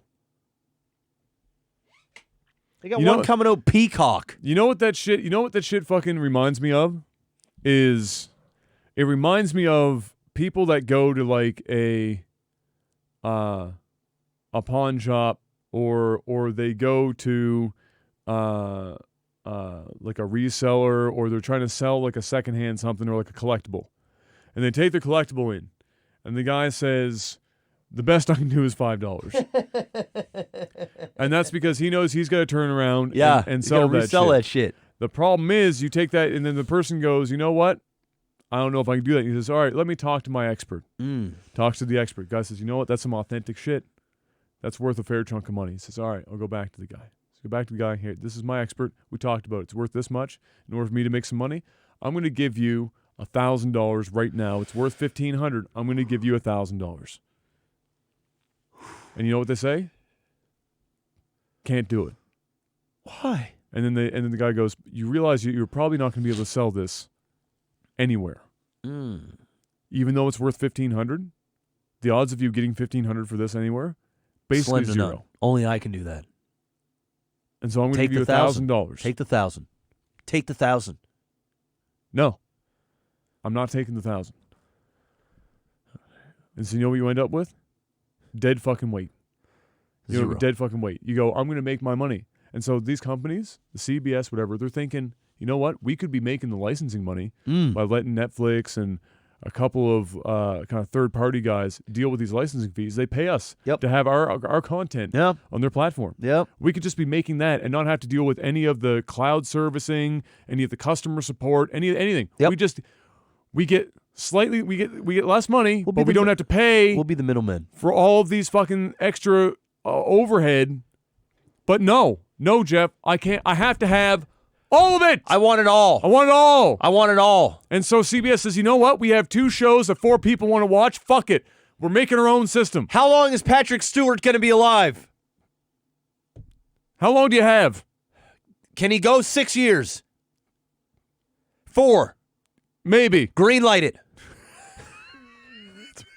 That's pretty much it. That's where they're at. That's pretty much it. Fuck me, dude. It's fucking nuts. I'm over it. So I'm over it. Good luck with that. Rick Moranis, Jeff, this is the best news of the day. Rick fucking Moranis is returning to the Honey, I Shrunk the Kids I didn't even show. know that guy was still breathing. Yes, dude. He left to take care of his fucking kids What a god. He And then- said, fuck Hollywood for like 20 for years. like ever. I'm going to be a dad. I'm going to go be a dad I'm now. going to live a normal life. And now he's coming back. That's amazing. That's Actually a big deal. I want some fucking Rick godforsaken fucking Moranis And he's in my coming life. back for Honey, I Shrunk the Kids. Yes. You're fucking right he is. He's the grandfather. Yes. And he's going to shrink his grandkids. Yes. And I'm going to watch it. Yes. So is the world. Yes. And you know what he's going to do? He's going to make a bunch of money, and he's going to go and live the rest of his damn life. Yes. Do it. And just disappear. Fucking do it, Rick Moranis. And he better have his kid In one this of the movie. one of the ones he shrinks. Yes. Although they're probably like 18. Whatever. Actually, they're probably older than that. They're probably like Probably 25. older than that. Yeah, they're probably 25. fucking straight up. They're straight up adults. Yeah, because his kids are probably close to our age, honestly. Yes. Not too far off. So there you go. I just had to put that in there because Rick Moranis coming back. That's some dope shit. It's a lot of win. I want to see him in more than just that, though. That's a big deal, dude. I want to see him just do some films that he wants to do because he can. I don't. I actually want to just see him come in, do this, get that paycheck, And just leave. and never come back. Because there's not anybody that ever does that shit. Maybe that's the play. He Dude, just comes in, does he's getting this, a paycheck. he just bounces. He's reliving it, and he's got to walk away. Make sure that his grandkids have royalty checks. Yeah. And he's going to walk. Yeah. And it'll be amazing. Yes. Yes. Yes. They're in their 30s. His wife died in like 92, so they're like 28 to 30. Yeah, they're basically our age. There you go. So they could be in the movie. They could Straight be. up. He could shrink them. Shrinking the grandkids. Shrinking the grandkids. Honey, I Shrunk the Grandkids. You know, most movies with that many sequels, I'd start to go, you know what, that's dumb. But for Rick Moranis, Honey, I Shrunk the great-grandkids. It's terrible. Hey, look, if it's Rick doing it, I'll go watch it. Hey, and we've seen what they can do with Ant-Man, you know? I'll go Every time I fucking see watch it. Ant-Man, I always think of Honey, I Shrunk the Kids. That's right. This is the future now, It is the Jeff. future. They definitely got the technology It's the to do fucking it. future. You know what? You know what, bro? Honey, I Shrunk the Kids and Ant-Man, and by proxy, Endgame, same universe. Boom. I want to see Ant-Man in the goddamn movie just pop up. Oh, shit. Sorry, guys. And Yeah, just wrong pop mo- right out yeah, there. Wrong universe. Wrong universe. And then just pop in and get the fuck out, I'm dude. fucking calling it. There's so much. There'd be that's so fucking- much win there. There's That would be definitely, dude, bro. Definitely. Dude, could you imagine? Definitely at least a reference. Could you imagine It's a reference. the Ant-Man showing up on Honey, I Shrunk the Grandkids? Yes. I can and I want it now. I want to see Paul Rudd in the movie anyway. Yes. Give me more Paul He's Rudd. a perfect person for this fucking movie. Give me Paul Rudd. Pretty much. Literally. Anywhere. You know what they do? You know what? Okay, here's the plot. Okay. Rick Yeah. knows Okay. of a guy Yes. that can reenact Uh-huh. the technology Uh-huh. to get them shrunk. Absolutely. It's Ant-Man. It's Ant-Man. They go to him. Okay. He shrinks them all. Uh-huh. He shrinks with them. Uh-huh. And they fight bugs and different things Because they get stuck. because they get stuck. Because Ant-Man's wife gets stuck in the fucking netherworld. Exactly. Fucking quantum. The quantum realm. They got to go save what's-her-face. That's the only way Ant-Man is going to make $1 billion.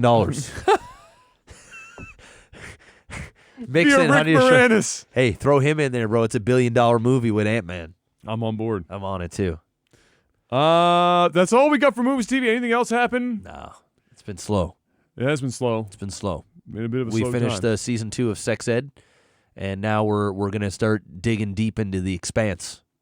Yes. How'd you feel about the Sex Ed season 2 end? I haven't seen any of it. But what was your overall feeling of it? The last episode is pretty funny and over the top. Is it? It's pretty funny. Well, that's good. Yeah. All right. Coming up, I am so tired. we're on the home stretch. I am very tired. We're on the home stretch. Let's do it. You know what time it is? It is tech support. Ladies and gentlemen, patreon.com/lagtv. If you head on over there, you want to financially help support this podcast, keep the dream alive as we continue to soldier on here and provide you guys with some entertainment on a weekly basis. Yes, sir. For $10 or more a week, you get a few things, but one of those things is access to the tech support post that I put up weekly. You get to ask your questions on this post, and then we here on tech support answer those questions. We do. Hit the like button. Yes. Do that too. Hit the like button. Lag Lawyer asks, what is the most trouble you've ever gotten in or got in as a kid, and or without incriminating yourself, what is the craziest, stupidest thing that you've ever gotten away with? I'm not going to incriminate myself, so I'll say the most trouble I've gotten in. I've never been in trouble with the police. So Shocking. Yeah, I've never been in trouble with the police. But I got in trouble with my parents, and I said this before, where there was 2 times. One, I smashed the truck with the cart, Yeah. and the other time, I did something else too that didn't go over too swell. Yeah, I'm probably just gonna go with that one. That's probably the easiest thing, because that's probably the most trouble I ever got from where my parents were pissed. like super pissed when I smashed the truck with a grocery cart. You know, I know there was a time that I did something that got me grounded for a month. And I cannot remember what the fuck I did. All I know is that the response was, I go to school. When you punched Amanda in the fucking, when you fucking... No, that wasn't it. I didn't even get in a real trouble for that. Oh. It was when I was younger. But it was like no games, no nothing, no friends over, no going outside for more than a half an hour. Oof. You came home from school, and it was for a month. And I cannot remember for the life of me what that was. You have to ask your parents. Maybe they'll remember. Maybe. No, the thing Geoff is referencing, and I think I've talked about on the podcast before, was, oh my God, well, how old were we? Probably like 11 or 12 years old or whatever. Yeah, at probably the time. 12. And although Amanda was your age, so she was probably 13. Yeah, 13. So I was like 11, and she was like 13 or whatever. And we were talking about something. It was all the kids were out on the street. It was nighttime, like 10:30. It was in the summer. And we were all talking about something, and we ended up talking about like houses and shit. And for whatever reason, she just did not believe that we had a family home, like on a piece of like farmland that was, you know, out in the middle of fucking nowhere. I mean, kids, fucking stupid, right? And she was like, "I'm gonna go ask your mom and dad right now. They'll tell me." And I was like, I was looking at my watch, and I was like, because cell phones didn't exist. It's like, no, you're not. No, you're it's not. like 11 o'clock at night right now. You're going to wake them up. My dad works in the morning. She was like, "No, I'm going right now." And she starts storming off down the street, and I was like, "Don't you fucking do it." So I ran up. And I was so angry because I was like, if she wakes my parents up and she wakes Dad, I'm in some shit. You're in some doo-doo butter. I'm in some fucking shit. You're in some doo-doo butter. And she's on my doorstep. Loud as fuck, Loud too. as fuck, screaming. We're like on the street. We're on like the street, she's screaming. She was fucking doing some weird shit. Anyway, she gets up on the front porch and she's just getting ready to knock on this door. And I literally like white rage, blacked out anger.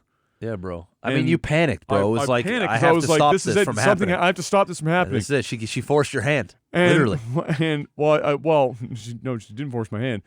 I tried to drag her off of the porch, and she like resisted and then fell, and she was on her knees, and then I swear to God, so, this is fucking wild. This is just something you do with the game. I swear, I without even hesitation. Oh, bro. She's down. It's instinctual. Instinct. I was so angry. I Thai boxing kneed her in the face. What? and she squealed and like it was fucking... It was like I fucking... Oh, yeah, I bro. was 11, but Yeah. I was probably the same... I was about the same size as her. She's 2 years older than I was. Yeah. So we're about the same size. But I fucking... What? And clipped her in the face. Oh, yeah. She squealed. And she squealed, and it was like... And this is not... She sounded like a guinea pig. Yes. Yeah, it was like, and I was like, and she was even louder. And then when that happened, and I was like, and then it dawned on my 11-year-old brain and went, wait a minute, that was probably not the avenue. And then your dad comes out. And then as soon as literally, Yes, because he was hearing her screaming anyway. Yeah, so he was already he woke. opens He the already door, woke up just- before, and so Dad comes down the stairs, and this just happens, and she's like crying. She's not bleeding or anything. Like I hit her like I think I hit her in like the cheek or whatever. So I didn't. If I hit her nose, busted nose for sure. Hit her in the cheek. So she's like crying and screaming like a guinea pig on the ground. And Dad opens the door. Dad in his pajamas opens the door.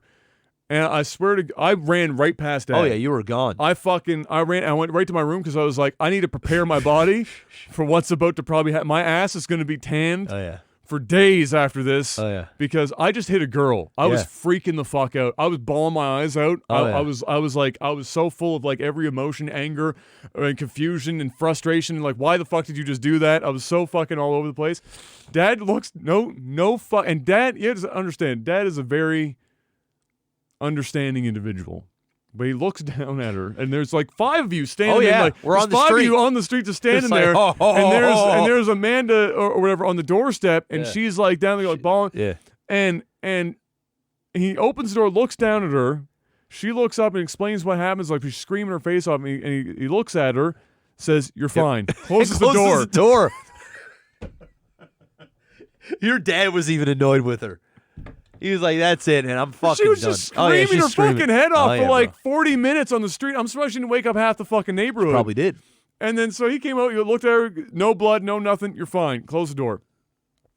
Goes upstairs into my bedroom. I'm literally bawling my eyes out because I was like, I'm dead. You're I dead. actually hit a girl. Yeah, you're done. And there's nothing. Daddy's gonna whip that ass. There's no turn back now. My ass is grass. Dad comes in the room. He asks, he's like, what? He's like, what just happened? What the hell just happened? And I tried. I'm like, crying. I'm so sorry. I didn't hit a girl. I didn't know what to do. You're gonna wake you up, and he's like, calm down. Just tell me what happened. I told him, and he was like, all right, look, I appreciate it. I understand, and I understand you got angry. You went fucking crazy, but that was not the way to handle that at all. Yeah. Would it have been annoying if she woke us up for something so asinine as ask us that question? Yes. But kneeing her in the face was probably not the avenue to take on that one. And so he said, just for the love of God, don't do that again. Because he saw I was already, there's no sense in punishing me. No. You're already traumatized, bro. I was already traumatized. I traumatized you ain't myself. doing that again. I wasn't going to do that again. You already learned the hard life lesson. Yeah, Dad didn't need to do any more work. He didn't need to put any fucking, he didn't need to add insult to injury. No. It was already done. He left it at that. I cried myself You did more to sleep. damage to you than you did Amanda. Yeah. All right, straight up. Straight up. Yeah. It was that was fucking wild. So there you go. But so I didn't really get in that much trouble for that. Yeah. And even her parents never even bothered. Her parents found out about it. They were like, you know what? She probably deserved it. Yeah, because she was doing some crazy shit. She was something else. And that's saying something because her dad was something else. Her dad was her. Yeah, literally. Yes. Except angrier and male. Yes. Made great cookies though. Good cookies. Made some solid cookies. All right. Well, that was longer than I thought it was going to be.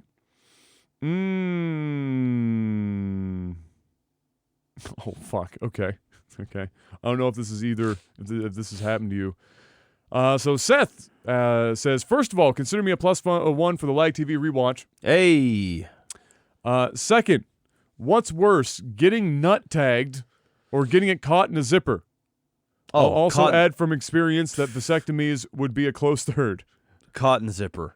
Caught in a zipper's bad. Caught in the zipper. It's only ever happened to me once. It's happened to me one time too. And I hope it never, just like me kneeling Amanda in the face, it never had to happen again. I was in a rush, and it was one of those things where I'm pretty sure I did it at the movie theater, and I was taking a piss in the urinal.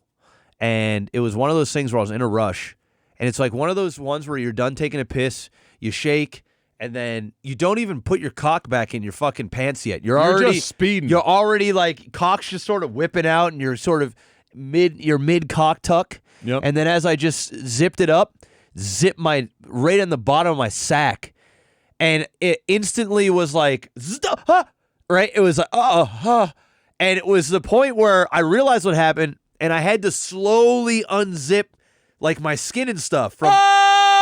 Yes. Like a chunk of my ball. It wasn't like a chunk of it in there, but it was like inside the zipper. So there, like my skin and shit was, and I had to like caught. And a little bit of blood. Yep, a little bit of blood. That's shit. kind of what I did. It's a little sting. It was similar. It was very similar. Yeah.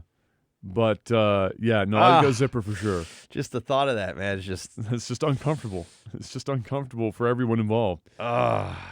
Mark Furry asked, Jeff, I want an update on how many diapers. He said I did 2 last night. Oh, I haven't done any since the last time. Okay, so no updates. Yeah, no. All right. There's no update on that. No update. Kayla asked me twice. I said, nah, I'm good. That was literally what I said. I've done a diaper check where I was like, oh, did you shit yourself? No? Okay, you're good. You got lucky then. Ryan asks, you were out and about one day and you come across a magic lamp. You rub the lamp and out pops a genie. Hopefully it's not Will Smith. You both get 3 wishes. What do you choose? Standard genie rules apply. So like no wishing for other wishes and et cetera, et cetera, et cetera.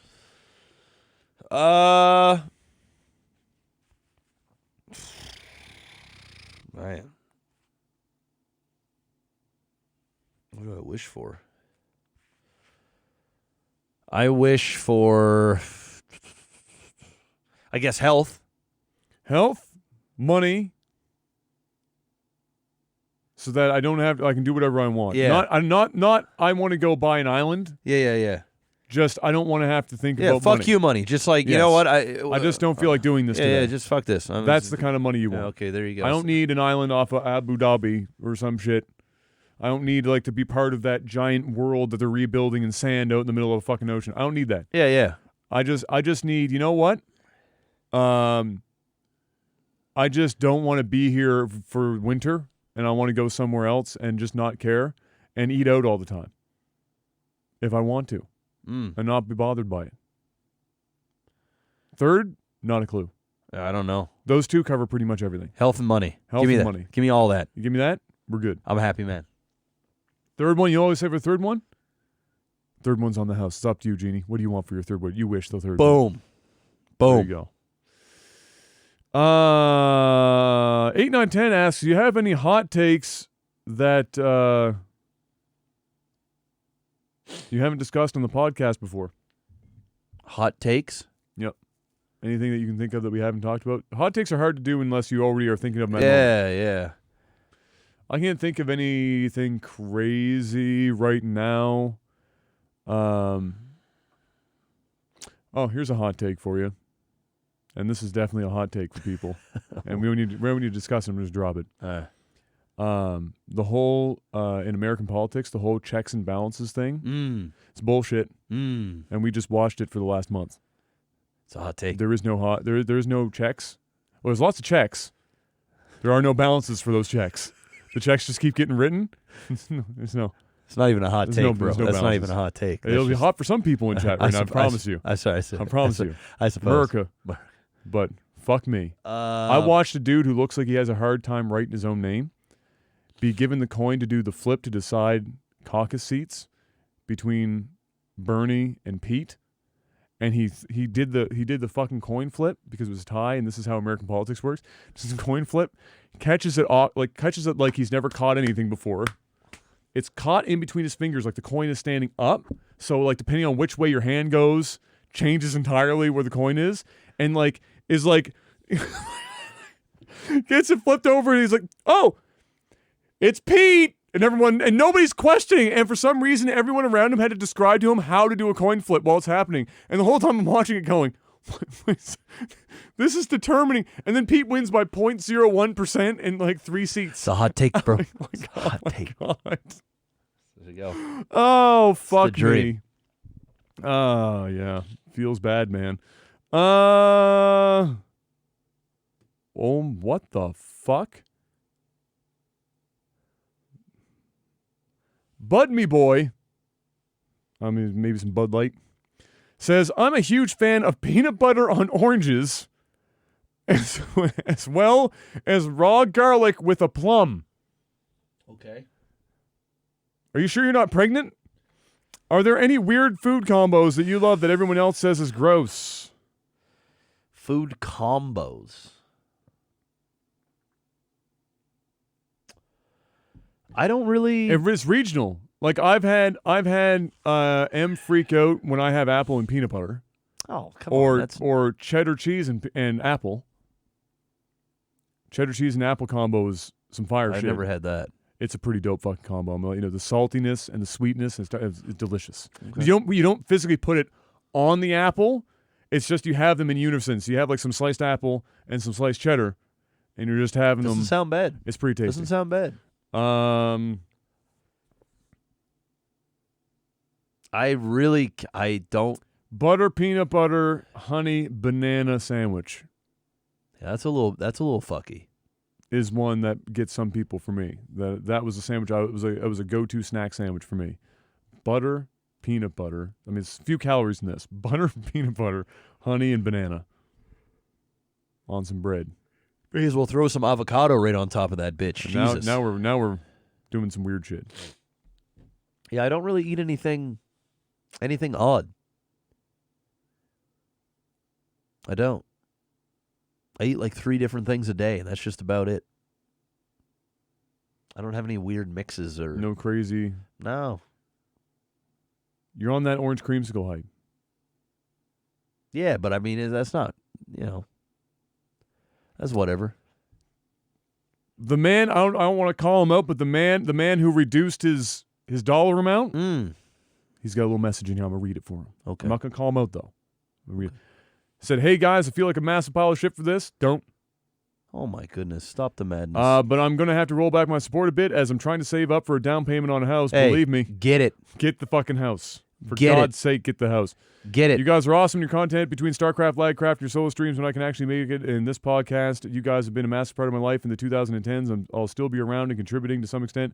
Just can't afford to make it rain like I used to. Be excellent to each other. Stay balanced. Good luck. Have Batman. Bruh, don't worry about it. I hate when people say that shit. Get a fucking house. I actually hate when people say that. Get your mama a house. You know what I'm saying? Get your whole family houses. Don't ever feel bad No. that you can't contribute the way that you used to, especially when you're doing something positive. Exactly. Go and get yours. You know what I'm saying? Go win at life, and then Make you it can, happen. and then you can give. You know what I'm saying? You have to take care of yourself before you can take care of other others. people's. That's right. That's it. That's right. It's that Mr. Ramsey quote that I like. Live like no one else, so that later on you can live and give like no one else. Man, I feel like they could probably shorten that up a bit. I know it's a little long. It gets a little. But I like the sentiment. I like the sentiment. Because, when you're taking care of you, then you can take care of others. You know what I'm saying? That's right. You have to. That's it. That's how it works. Makes you feel good, too. Shady asks, as only Shady could, what was your least proud wank? My least proud wank. That's a good one. I've had a few of those. My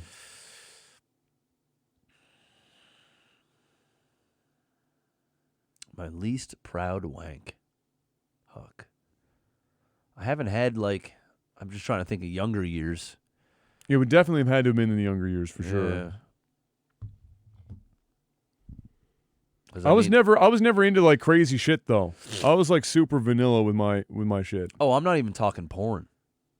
I'm just talking just in general. Just in general, maybe a weird place or an urge suddenly over something bad, dumb. God damn. I don't think so. I don't have because I just don't. I was never into doing or that kind of shit in weird places or.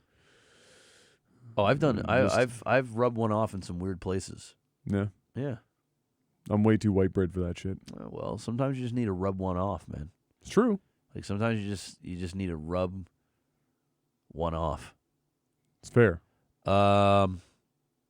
Fuck. Okay, in terms of porn. I mean, You've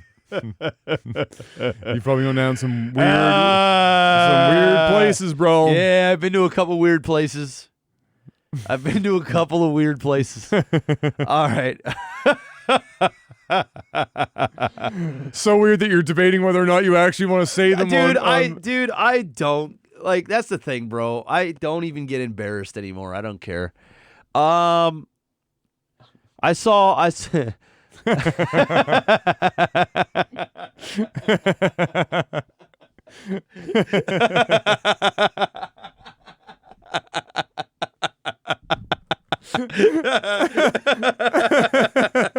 Because I know every dude just has something weird that they watched. That's true. You know what? I'm gonna go a little PG. I could say worse. Okay. But I've definitely had what was the question again? What is it? A weird least proud? Least proud? Yeah. I have definitely rubbed one off.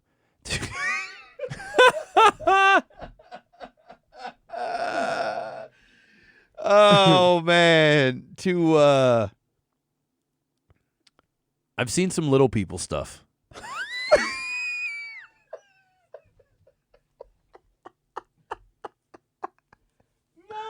Yes.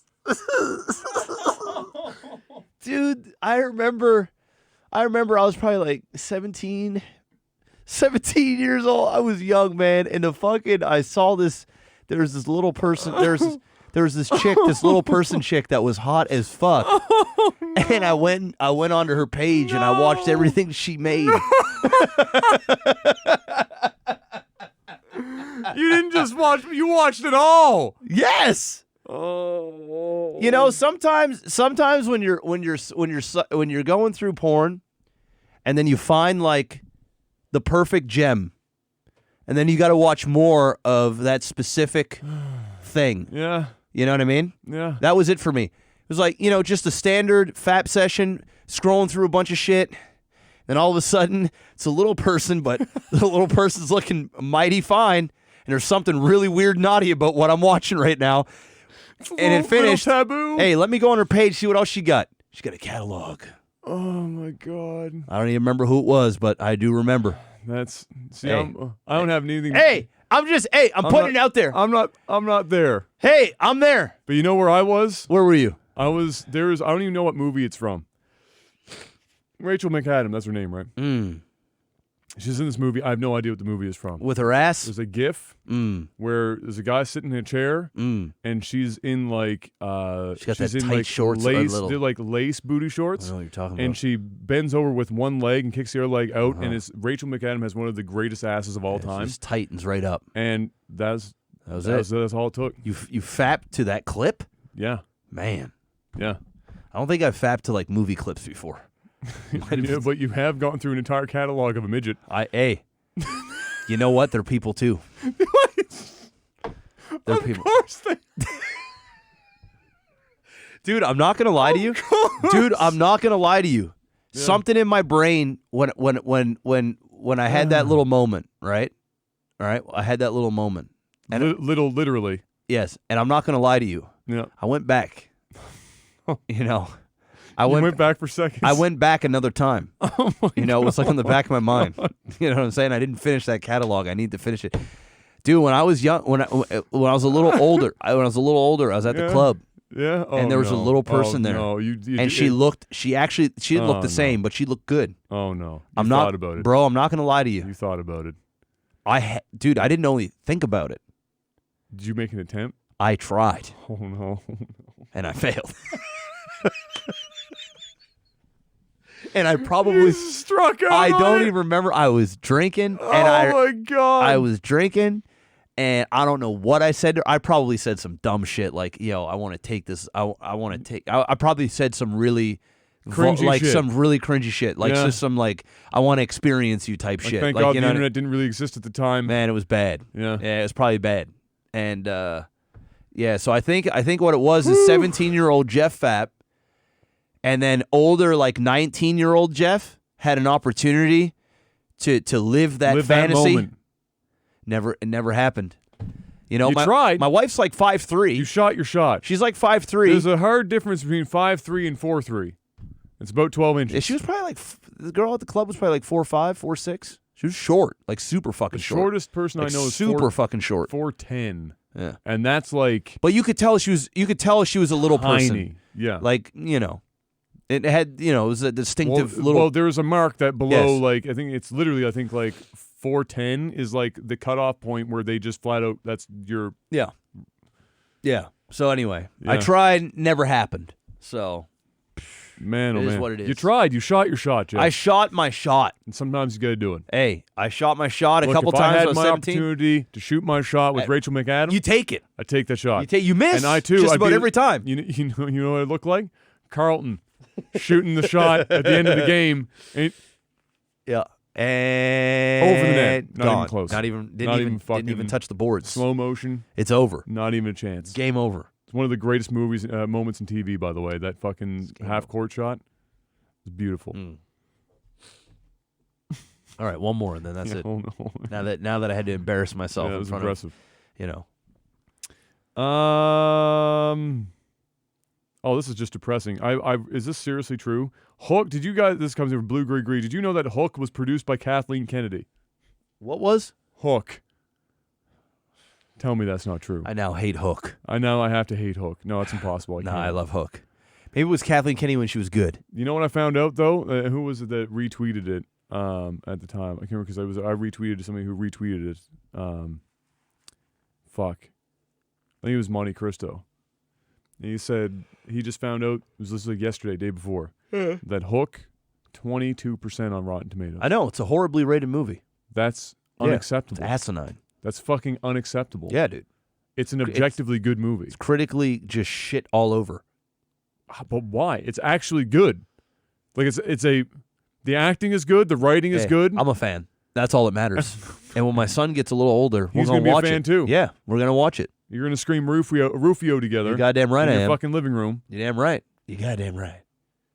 And then we're gonna get a VR headset to relive our moment with Rufio, who's now dead. Damn. I didn't know she was part of that. It's a little, I wish I would have not have known that. I'm going to think of it a little differently now. Yeah, it's unfortunate. All right. I am. I'm trying to find one that's not just a statement. Joe McDong asks, what are some of the most memorable, funny usernames you come across, whether it's in a video game, online forum, etc.?